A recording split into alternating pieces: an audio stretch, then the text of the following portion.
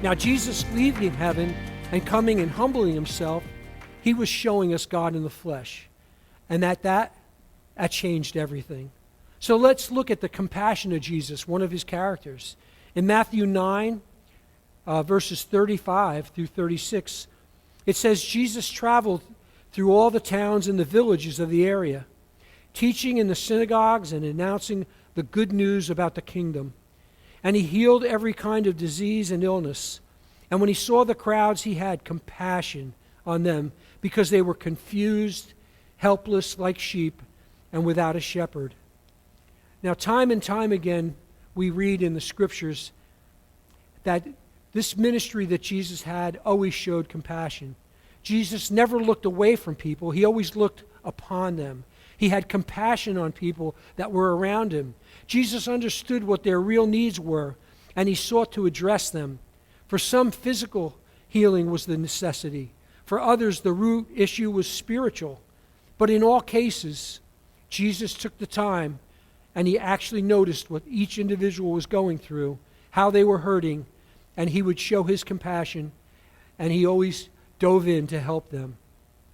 Now, many of you probably know my son Andy. He plays drums here every so often, here at Searchlight once in a while, and I love seeing him play. But when he was the second one born, he was in, I guess, 5 or 6 in school, and they went on a field trip. They went to a fish store, pet store, and they gave each one of the kids that went there on this trip a little goldfish for free to bring home in a plastic bag.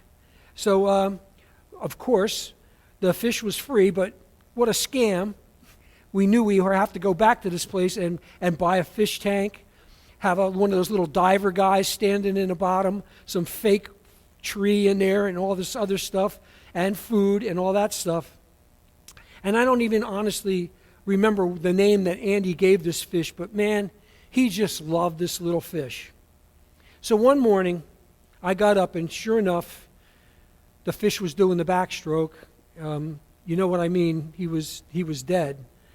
And I had to get to work, and I had to get there right away, so it was a little too late for me to take the time to fish him out, no pun intended, and give him a thrill ride down the toilet. So I came home from work after, and Sandy she waved me over to the window in the back of the house, and she said, look, and I looked out in the back, and there was Andy, this little guy, on his hands and knees crying and having just now buried his fish at the base of this tree in the backyard. Well, I went out, and I kneeled down next to him, and he was broken, and you know what happened? I started crying. And I was in this, at that state, I could feel the Holy Spirit showing me one of the most amazing things about God's love, that what breaks our hearts also breaks his. And it gave me a lesson as a dad to implement that compassion and that empathy for more people, not only my own children, but those around me. He wants us to have sensitive hearts.